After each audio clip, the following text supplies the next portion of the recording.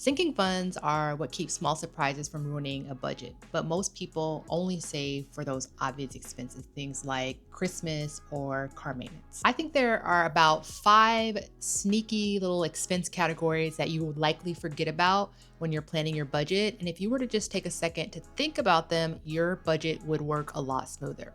So the first category would be something like an annual renewal. Whether it's something like your car insurance, your renter's insurance, that when you pay on an annual basis, you save money, or your yearly cloud storage, things like that. They come every year, but you're just not thinking about them. Another one that would be in that category is if you have to register your car. Where I live in Minnesota, we have to register our car every year. That is not an expense that should come out of the blue. And I know some states you have to get your car inspected as well. Those things come on a very regular schedule. So when you're building your sinking funds, build those in. And I guess I should quickly define what a sinking fund is if you're not sure. So yes, when you budget your rent, you budget your gas, your groceries, things like that you buy every single month or near every month. But there are those expenses that don't come every month, but you have to think about them. So one way of making sure that you don't have surprise expenses is to save for them a little bit at a time. So whether it's car maintenance, like I mentioned, Christmas, your car insurance, your vacation, you have a sinking fund and you put small amounts of money towards that on a regular basis. I will go into how to calculate exactly how much to save for your sinking funds in just a minute. Saving for those sinking funds on a monthly basis or a regular basis helps you not have these large expenses come up when you already have the rest of your budget pretty much planned out. Because that's the whole goal of a budget, right? To make it so that you're not having expenses surprise you and derail you and make you feel like you don't have the money to cover them. Another area that I think a lot of people overlook is their medical or dental co-pays or just routine care. So if you go get your teeth cleaned every 6 months, twice a year, as you know, I would suggest as a dental hygienist, and every time you go, you have to pay a certain amount, your cleaning is not covered, save for that as a sinking fund. If you like to get the fluoride treatment and the fluoride is $40, save for that so that when you go to the dentist and they ask you, do you want the fluoride? It's a no-brainer because you've already been saving and you're not neglecting your oral health or your health in general if it's something like a copay for the doctor or copay for urgent care just because you can't afford it. These things are really simple to figure out. Log on to your insurance website or look at your insurance card. You can figure out what your copay and deductible is. If you're wanting some extra credit, go ahead and save your whole deductible. If, for example, your deductible is, let's just call it $5,000, make it a goal to have $5,000 in your medical sinking fund so you know that your portion of your bill is covered. Now, that's like a lofty goal, especially if you're not making a lot of money to have $5,000 set aside.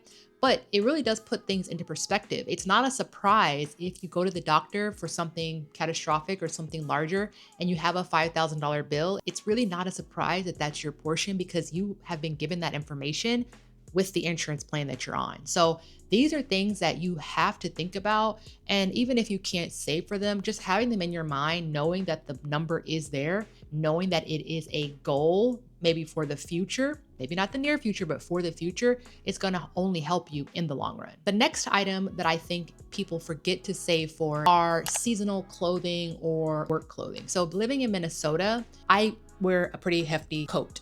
And coats are not cheap, good coats anyway. So yes, a coat is not something that I need to buy every single year. But for example, the coat I have now, I've had it for a couple of years. It doesn't fit quite right. So I need a new coat. So the smart thing to do is to set a sinking fund for your coat. If you use a program like Zero Sum or YNAB, or you just track your expenses somewhere, go and see when were the last 2 times that you spent money on a coat. If those 2 times were 3 years apart, you know that 3 years after your next coat purchase, you need to have money saved for another coat. So start saving that money. Or if you work in an office environment or any environment where you need to wear specific clothing that you don't just wear on a day-to-day basis, like me, for example, I wear scrubs. I like to buy really cheap scrubs from Fabletics. Even still, I like to have a sinking fund for my scrubs so that I know, hey, if you want to buy some scrubs, you have that money sitting aside all ready for that.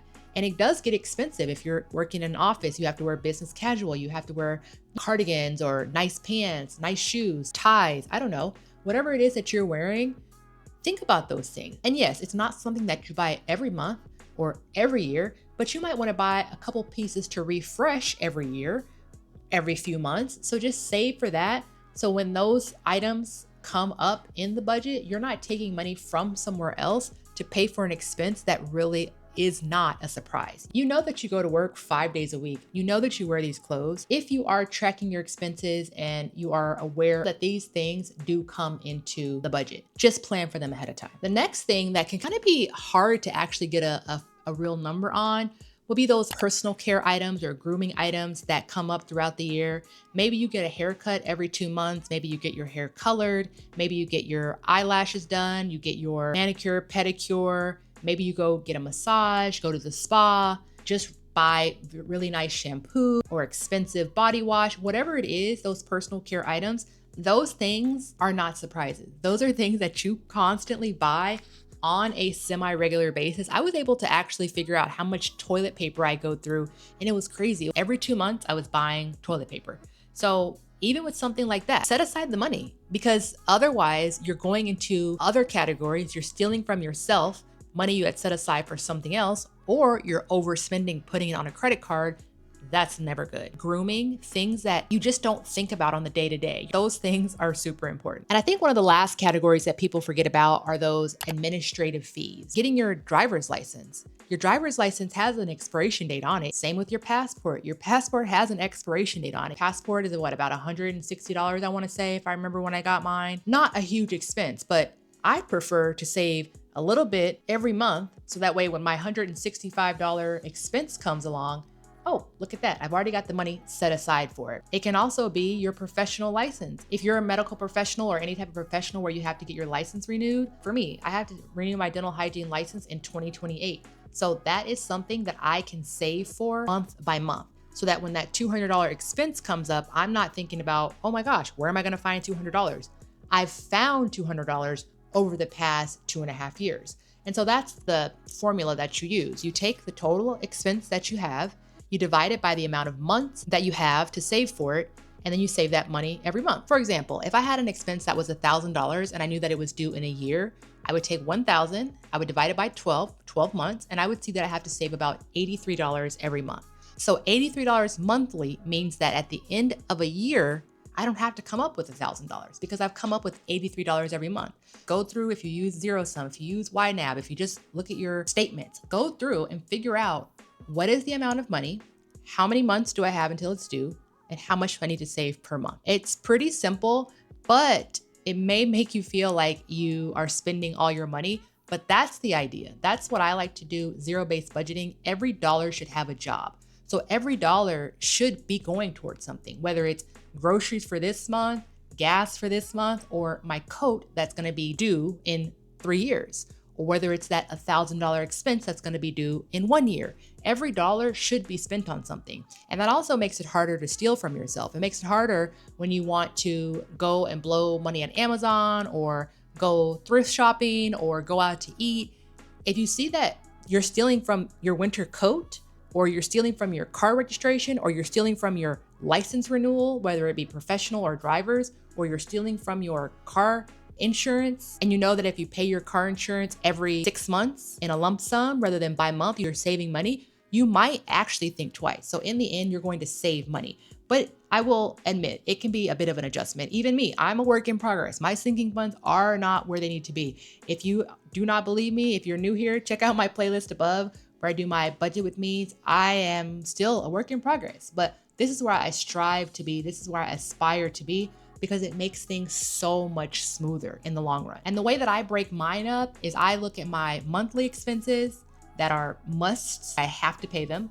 And I look at my non-monthly expenses that are must, I have to pay them. And then I look at my monthly and non-monthly expenses that are just things that I want.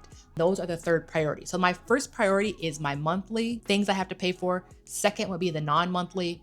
Next and last would be the wants, which is the metric I use to organize mine. You might find that something works better for you. If you already do sinking funds or you're just thinking about them, what sinking fund came to mind when you were watching this video that you thought, oh my gosh, that is something that I definitely have to remember because I hadn't been thinking about it and it is an expense that comes up and totally derails my budget?